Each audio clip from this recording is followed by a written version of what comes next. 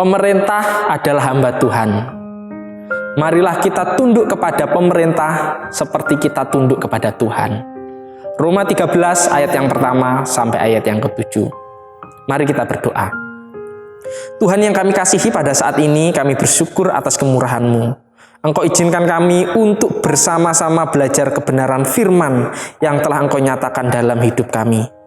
Kami menyadari sebagai manusia banyak sekali kelemahan, kekurangan, dan dosa. Biarlah Tuhan sendiri melalui Roh Kudus-Mu memampukan kami untuk memahami dan mengerti serta menguduskan kami, sehingga firman-Mu ini boleh menjadi berkat bagi setiap kami. Berkati hamba-Mu yang penuh keterbatasan dan kekurangan. Biarlah Roh Tuhan sendiri menolong sehingga firman ini dapat disampaikan dengan baik. Di dalam Kristus Tuhan kami serahkan pemberitaan firman ini ke dalam tangan-Mu. Haleluya, amin. Shalom Bapak Ibu yang dikasihi Tuhan. Kita percaya bahwa kemurahan dan kasih-Nya terus berlimpah di dalam kehidupan kita. Saudara dan saudari yang dikasihi Tuhan, kita menyadari hidup di dalam kebenaran firman itu tidaklah mudah. Banyak ujian, banyak tantangan, godaan yang bisa menghambat kehidupan kita untuk melakukan apa yang dikehendaki Tuhan di dalam hidup ini. Banyak orang yang ingin mendapatkan suatu jabatan atau posisi tertentu, baik di dalam perusahaan maupun di dalam juga pemerintahan. Mereka menyuap sana sini dan lain sebagainya sehingga mereka mendapatkan jabatan tersebut. Setelah mereka mendapat jabatan, tidak sedikit orang yang menyalahgunakan jabatan untuk memperkaya diri, untuk membawa saudara-saudaranya masuk ke dalam pemerintahan atau perusahaan dan melakukan hal-hal yang lain untuk kepentingan dirinya, bukan untuk kepentingan perusahaan atau kepentingan pemerintah. Jikalau kita berdagang, mungkin kita menipu sana dan sini, melakukan hal-hal curang sehingga kehidupan kita juga tidak berkenan di hadapan Tuhan. Bahkan tidak sedikit anak-anak juga melakukan berbagai cara untuk mendapatkan nilai yang baik, melakukan kecurangan dan lain sebagainya, yang dimana itu juga tidak menyenangkan hati Tuhan. Dimana di dalam rumah tangga kita juga terkadang kita tidak memiliki keterbukaan baik kepada istri atau suami, sehingga itu membuat keharmonisan di dalam keluarga tidak menjadi baik. Banyak sekali hal-hal yang membuat kehidupan kita tidak berdasarkan kebenaran firman itu sendiri. Dan di sini kita akan belajar di mana jemaat-jemaat Pergamus mengalami hal yang sama di dalam kehidupannya untuk mengasihi dan untuk mencintai Tuhan. Saya undang Bapak Ibu untuk membaca di dalam Wahyu pasal yang kedua, ayat yang ke-12 sampai ayat yang ke-17. Wahyu pasal 2 ayat yang ke-12 sampai ayat yang ke-17. Dan saya akan membacakannya untuk kita semua. 12. Dan tuliskanlah kepada malaikat jemaat di Pergamus, inilah firman Dia yang memakai pedang yang tajam dan bermata dua. 13. Aku tahu di mana engkau diam, yaitu di sana di tempat tahta iblis, dan engkau berpegang kepada namaku, dan engkau tidak menyangkal imanmu kepadaku, supaya tidak pada zaman Antipas saksiku yang setia kepadaku, yang dibunuh di hadapan kamu, di mana iblis diam. 14. Tetapi aku mempunyai beberapa keberatan terhadap engkau. Di antaramu ada beberapa orang yang menganut ajaran Biliam, yang memberi nasihat kepada Balak untuk menyesatkan orang Israel, supaya mereka makan persembahan berhala dan berbuat zina. 15. Demikian juga ada padamu orang-orang yang berpegang kepada ajaran pengikut Nikolaus. 16. Sebab itu bertobatlah, jika tidak demikian aku akan segera datang kepadamu, dan aku akan memerangi mereka dengan pedang yang di mulutku ini. Siapa bertelinga, hendaklah ia mendengarkan apa yang dikatakan Roh kepada jemaat-jemaat.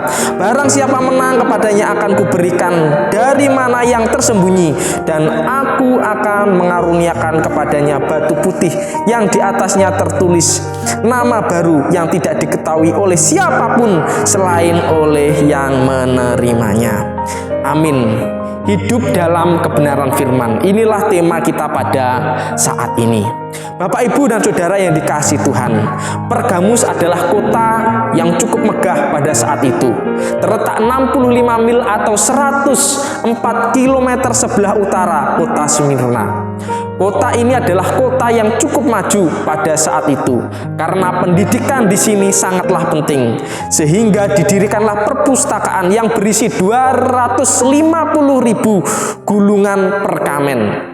Perkamen adalah media tulis yang terbuat dari kulit binatang. Kenapa kok enggak papirus, yaitu media tulis yang berasal dari tumbuhan? Karena pada saat itu ada politik dagang dari Mesir, dan papirus kebanyakan di Mesir pada waktu itu tidak bisa dikirimkan ke Pergamus, sehingga orang-orang Pergamus membuat tulisan sastra, sejarah, matematika, dan lain sebagainya pengetahuan dari media tulisnya itu kulit binatang. Selain itu, kota ini juga seperti Smyrna dan Efesus memiliki banyak kuil, yaitu kuil Zeus, Nikoporus, Athena, Dionysos, Kategemon, dan Asklepius. Dan salah satu kuil yang sangat ramai dikunjungi oleh banyak orang pada saat itu adalah kuil Asklepius.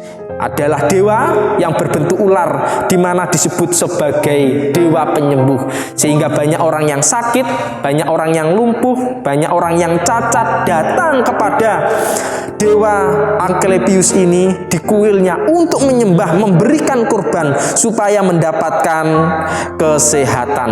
Dan pada saat itu juga ada kuil kaisar, dan salah satunya adalah Kaisar Agustus, di mana mereka harus menyembah kaisar tersebut sebagai Tuhan dan menghormati sebagai orang yang sangat berkuasa. Entah keyakinan apapun, baik Yahudi, Romawi, Yunani, keyakinan-keyakinan lain, bahkan Kristen pun harus menyembah Kaisar Agustus yang berupa patung pada saat itu.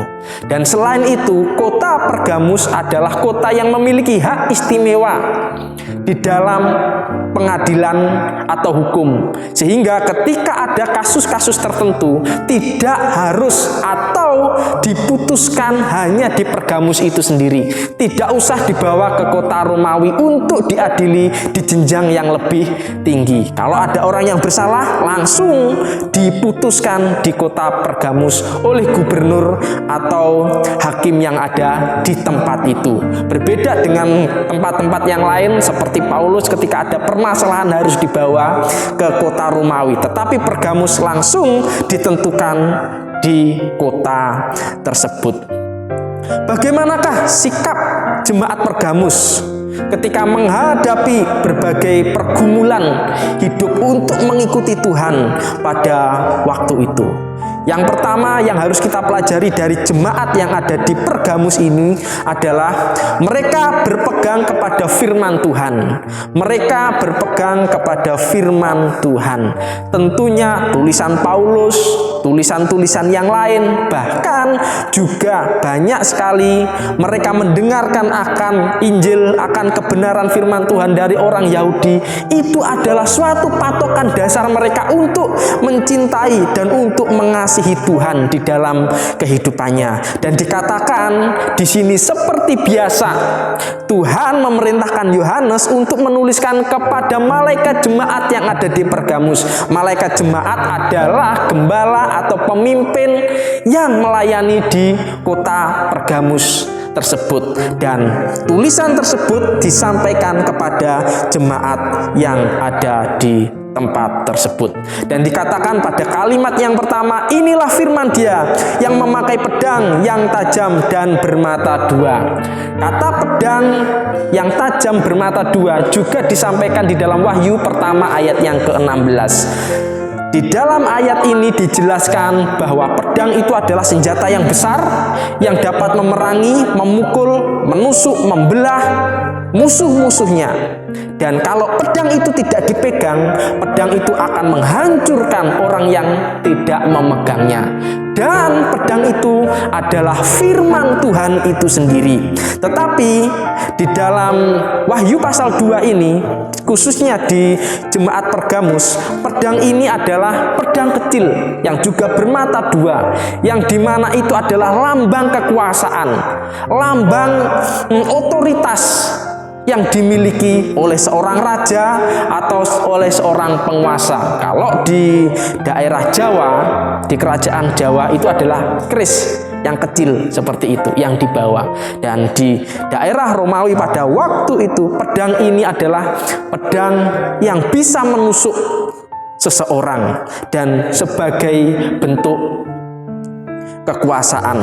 Dan di sini memberikan pengajaran kepada setiap jemaat yang ada di Pergamus bahwa firman Tuhan adalah firman yang berkuasa, yang bisa memerintah, mematikan, dan juga bisa menghidupkan seseorang, menentukan hidup mati seseorang, walaupun kerajaan dunia, pemerintahan dunia melakukan yang berbalik berbeda dengan apa yang dilakukan oleh Tuhan.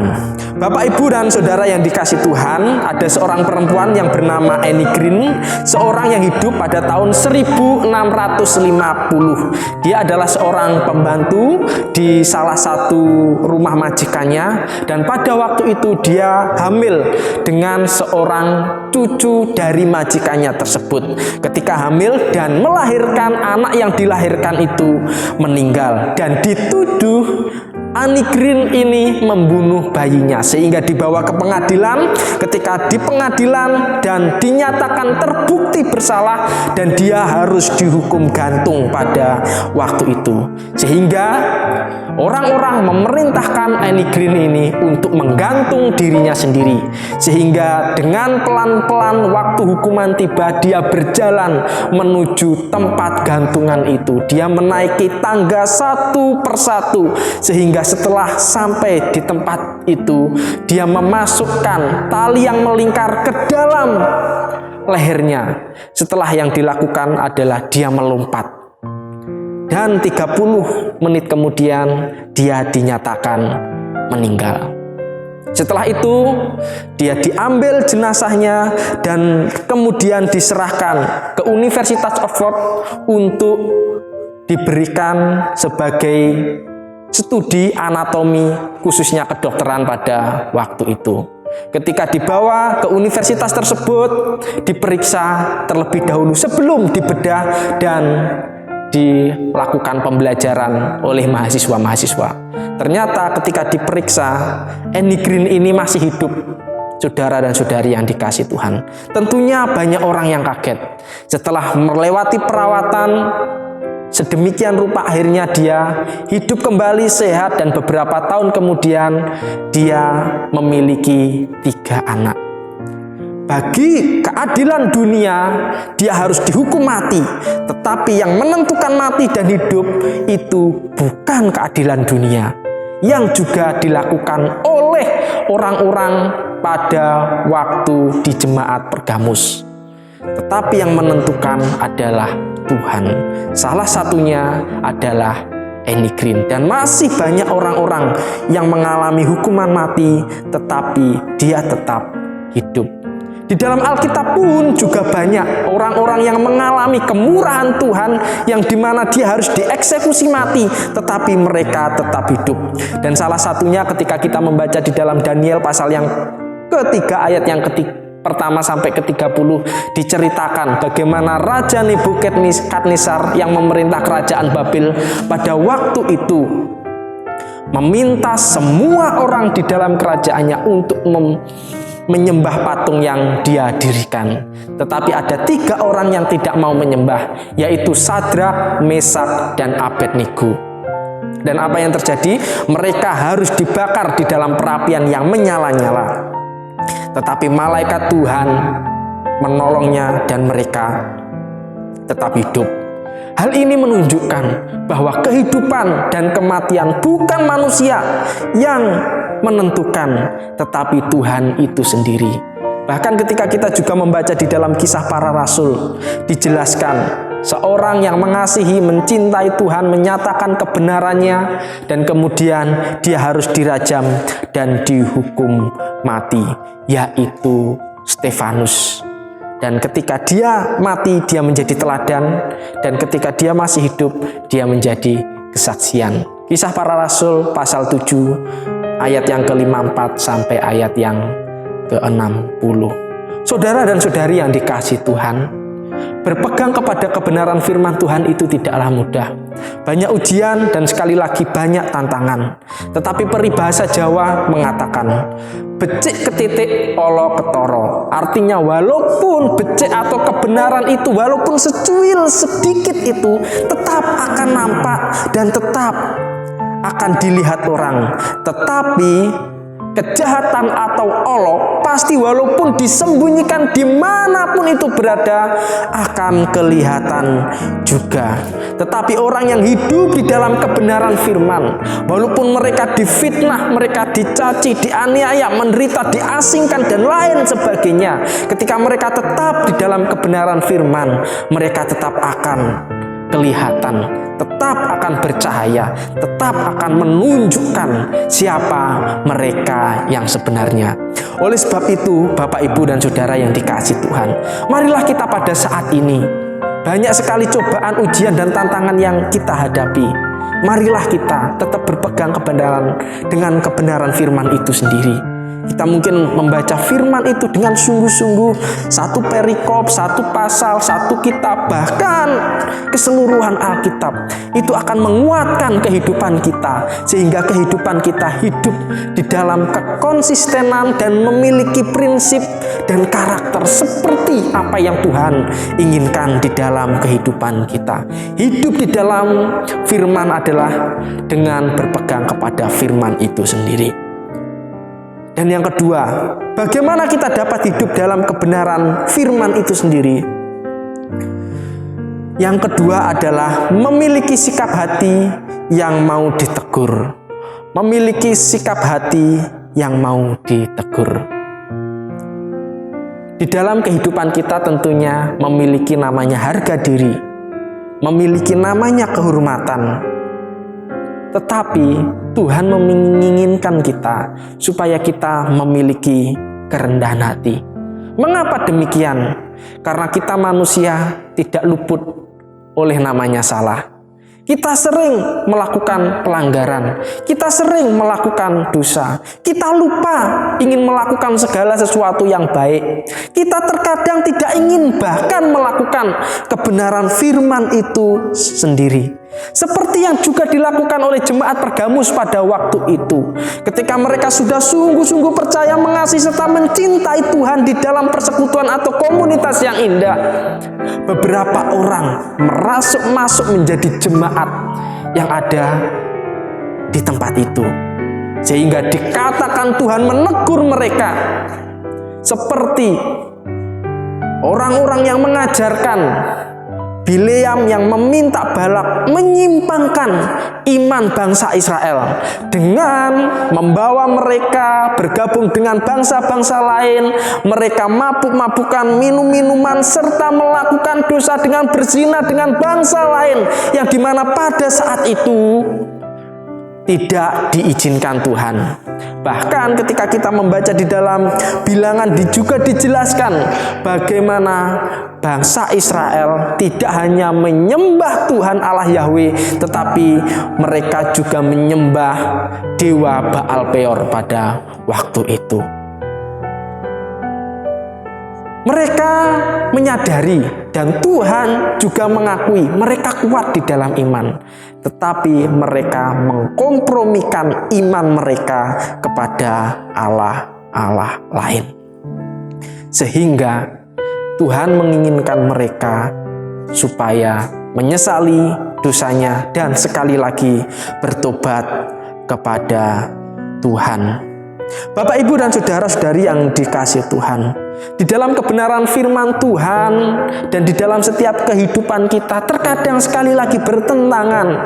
Banyak sekali orang-orang pada saat ini mengkompromikan iman mereka, kasih yang dimiliki bukan kepada Tuhan, bukan kepada cinta kepada Yang Maha Kuasa, tetapi hal-hal yang lain. Di sisi lain mereka cinta kepada Tuhan, di sisi lain mereka tidak cinta kepada Tuhan, tetapi mencintai hal-hal yang lain.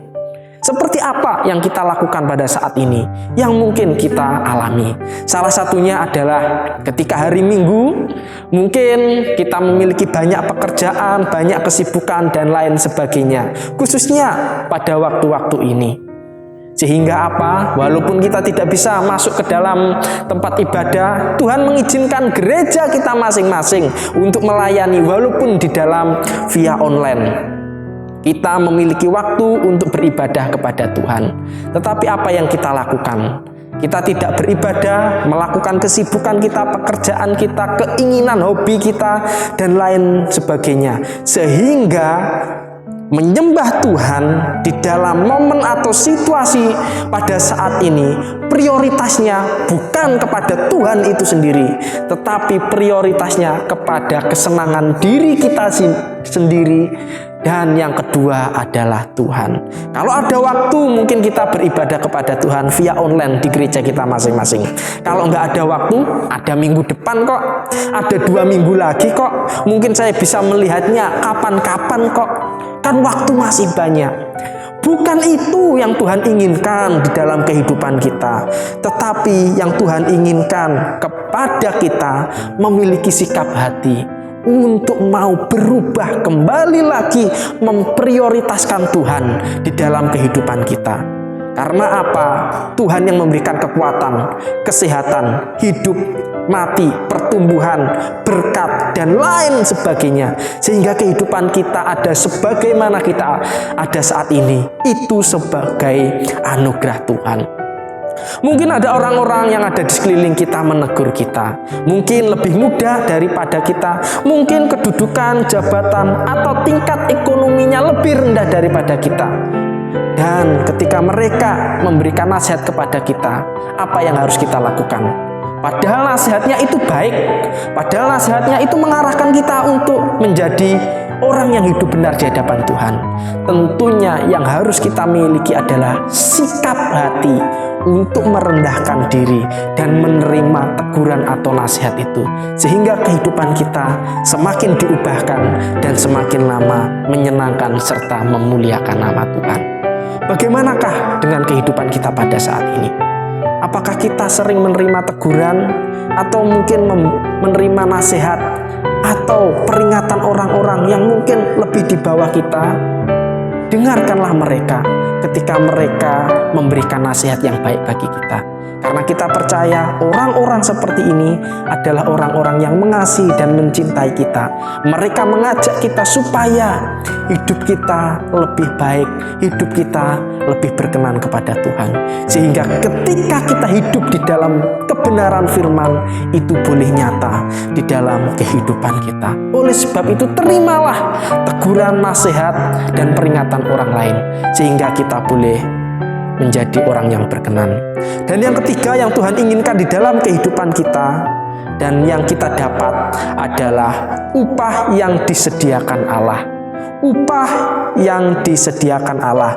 Di sini pada ayat yang ke-17 Tuhan memberikan 2 lambang atau gambaran yang begitu indah. Yang pertama adalah mana yang tersembunyi, yang kedua adalah batu putih. Kita menyadari dan ketika kita membaca di dalam perjanjian lama, mana adalah makanan yang telah disediakan Tuhan ketika bangsa Israel keluar dari tanah Mesir menuju ke tanah perjanjian selama 40 tahun lamanya. Ini merupakan waktu yang sangat lama dan Tuhan terus memberikan makanan tersebut supaya bangsa Israel dapat bertahan hidup dan mereka tetap taat serta tunduk kepada Tuhan pada waktu itu. Tetapi di dalam kitab Wahyu ini, Mana adalah makanan rohani, berkat rohani yang telah Tuhan berikan kepada kita. Sehingga apa? Berkat itu menjadikan kehidupan rohani kita mengalami kepuasan, mengalami kebahagiaan walaupun di dalam penderitaan dan di dalam kesakitan. Bapak Ibu yang saudara yang dikasih Tuhan, ada seorang hamba Tuhan yang sudah menikah, yang dimana dia diutus oleh gerejanya untuk melayani di salah satu gereja yang ada di Kalimantan, letaknya di daerah perkampungan terpencil. Mereka pergi dan mereka sampai di daerah Kalimantan tersebut. Mereka masuk ke dalam perkampungan, bahkan masuk ke dalam hutan. Pada waktu itu, setelah sampai, mereka bertemu dan dijemput oleh salah satu pengurus gereja tersebut. Sehingga hamba Tuhan dan istrinya yang walaupun belum memiliki anak ini, mereka datang dan melihat gereja. Gerejanya berbentuk sebuah rumah papan seperti itu, tidak ada di tanah. Dan ketika dia masuk, melihat banyak karpet dan tidak ada kursi yang diletakkan di atas papan tersebut. Dan ketika dia masuk, di belakangnya ada ruangan. Dan pengurus tersebut mengatakan, "Pak, ini adalah tempat tinggal Bapak. Mohon maaf, tempatnya masih seperti ini. Nanti kita akan bersama-sama merenovasinya. Dan Bapak bisa tinggal lebih nyaman." Dan pengurusnya juga mengatakan, jikalau Bapak ingin mandi dan lain sebagainya, di sana ada sungai yang Bapak nanti bisa nikmati bersama istri. Setelah mengatakan demikian, pengurus ini pulang ke rumahnya. Karena pada waktu itu hari Sabtu dan besok hari Minggu, dan ibadahnya dimulai pada jam 10 pagi pada waktu itu. Saudara dan saudari yang dikasih Tuhan, apa yang dialami oleh hamba Tuhan yang baru datang tersebut? Sebagai manusia, dia mengeluh kepada si istri, "Ma, kenapa kita ditempatkan di gereja seperti ini? Jauh di perkotaan, bahkan lampu pun belum ada." Dan dia juga mengeluh kepada Tuhan, "Tuhan, apa kehendak-Mu di dalam hidupku sehingga Engkau tempatkan aku di tempat ini? Apakah aku bisa menjadi berkat bagi setiap orang yang ada di sekeliling gereja ini?" Pada akhirnya dia mempersiapkan firman Tuhan. Pada waktu itu, kalau malam dia memakai lampu yang sudah disediakan pada waktu itu yang berbentuk pelita. Setelah itu pagi, dia serta istri ingin membersihkan gereja, tetapi jam 8 pagi sudah ada orang, beberapa ibu-ibu masuk ke dalam gereja tersebut, membersihkan, menyapu, membersihkan sawang-sawangnya, lalu menggelar karpet di situ untuk jemaat-jemaat yang akan datang jam 10 pagi. Ternyata apa yang terjadi, yang dipikirkan oleh hamba Tuhan baru yang datang mungkin sekitar 30 atau 40, tetapi yang datang lebih daripada 60 orang pada waktu itu. Dan ketika dia memperkenalkan diri, menyampaikan firman Tuhan, semua orang melihatnya dengan antusias. Dan ketika mereka mendengarkan firman Tuhan tersebut, semua orang yang ada di tempat itu merasa terberkati.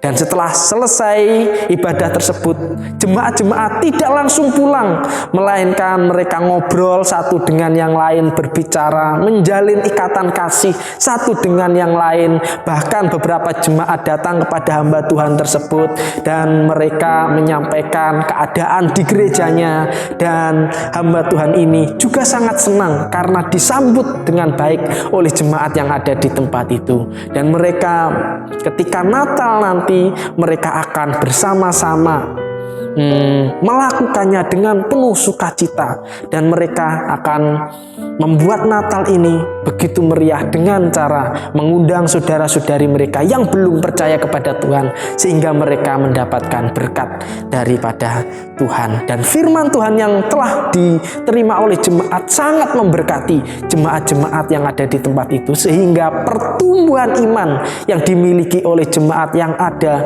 di daerah terpencil semakin lama semakin bertumbuh dan semakin berkembang. Saudara dan saudari yang dikasih Tuhan, upah inilah yang didapatkan oleh hamba Tuhan tersebut. Upahnya bukan fasilitas, Upahnya bukan listrik, upahnya bukan gedung yang bagus, tetapi upahnya adalah kebahagiaan ketika mereka dengan jemaatnya bersama-sama melayani Tuhan dengan sungguh, dengan tulus, memiliki visi, misi, dan tujuan yang sama untuk memberitakan kasih Tuhan kepada semua orang yang ada di sekelilingnya, sehingga semangat itu membawa hamba Tuhan dan jemaat semakin mengasihi dan mencintai Tuhan. Bagaimanakah dengan kita pada saat ini? Apakah engkau mau menerima mana surgawi, yaitu berkat rohani yang Tuhan berikan kepada kita? Ketika kita menerimanya dengan sungguh dan kita mengaplikasikannya kepada sesama manusia, khususnya jemaat-jemaat Tuhan yang mengasihi Tuhan dan juga orang-orang yang ada di sekeliling kita, kita akan menjadi berkat. Dan upah yang kedua yang akan Tuhan berikan adalah batu putih. Banyak sekali tafsiran mengenai batu putih ini. Ada yang mengatakan yaitu batu undangan, yaitu batu kecil yang dituliskan nama orang yang diundang tersebut lalu diserahkan. Dan beberapa waktu yang telah ditentukan mereka harus datang kepada pesta, atau orang yang diundang itu harus datang. Supaya bisa masuk ke dalam ruangan pesta itu, mereka harus menunjukkan batu kecil ini, sehingga mereka bisa masuk. Apakah ini tepat? Menurut saya kurang tepat, Bapak Ibu yang dikasihi Tuhan. Tetapi batu putih yang dimaksud oleh Yohanes di sini adalah batu bening yang dapat dilihat atau tembus pandang, transparan, yang dimana itu ditulis nama Kristus. Hal ini melambangkan bagaimana di dalam kehidupan orang percaya diletakkan suatu batu yang tertulis namanya, yaitu Kristus. Sehingga ketika mereka datang kepada Tuhan, mereka dapat melihat Tuhan, mereka mengenali umatnya tersebut, dan batu itu yang terukir di dalam dirinya tersebut, yang tahu hanyalah dirinya sendiri dan Tuhan. Sehingga kehidupan orang-orang yang mendengarkan perkataan roh ini akan mendapatkan berkat rohani yang ada di dalam dunia ini dan berkat yang akan diterima di dalam kerajaan surga. Dan salah satu caranya supaya mendapatkan dua berkat ini adalah berpegang dalam kebenaran firman Tuhan. Oleh sebab itu, marilah pada saat ini, Bapak, Ibu, dan saudara-saudari yang dikasihi Tuhan, kita hidup di dalam firman kebenaran sangatlah penting. Karena kita percaya dengan hidup di dalam kebenaran firman itu, kita hidup dalam firman Tuhan. Dan yang kedua, kita mau diubah, mau ditegur. Dan yang ketiga, kita akan mendapatkan upah. Sehingga iman jemaat yang ada di dalam Pergamus ini tetap kuat. Dan di dalam kehidupan kita juga tetap kuat di dalam situasi dan kondisi. Janganlah takut ketika kita menderita untuk Kristus. Janganlah bimbang ketika ada godaan yang berusaha menggoyahkan iman kita. Asalkan kita memandang Tuhan sebagai Tuhan dan Juru Selamat kita, dan kita tetap belajar akan kebenaran firman itu sendiri, hidup kita akan diubahkan dan serupa dengan gambaran Tuhan. Mari kita berdoa bersama. Bapa yang kami kasihi, pada saat ini kami belajar kebenaran firman-Mu. Kami menyadari kehidupan kami penuh kekurangan, keterbatasan, dosa, yang dimana kami tidak mampu memahami firman-Mu, tidak mampu melakukan dan menunjukkannya kepada orang-orang di sekeliling kami. Ajarkan kami ya Tuhan, supaya kami hidup di dalam kebenaran firman itu sendiri, sehingga kami boleh diubahkan, mau ditegur, mau diubah, mau diproses, mau dimotivasi, mau diperingatkan di dalam kehidupan kami, siapapun itu orangnya. Dan kami percaya kelak nantinya kami akan mendapatkan berkat rohani dan juga berkat yang ada di dalam kerajaan surga. Karena di dalam hati kami ada batu putih yang tertulis nama-Mu yang akan menyelamatkan kami. Di dalam Kristus Tuhan kami sudah berdoa dan mengucap syukur. Haleluya, amin. Tuhan Yesus memberkati kita semua.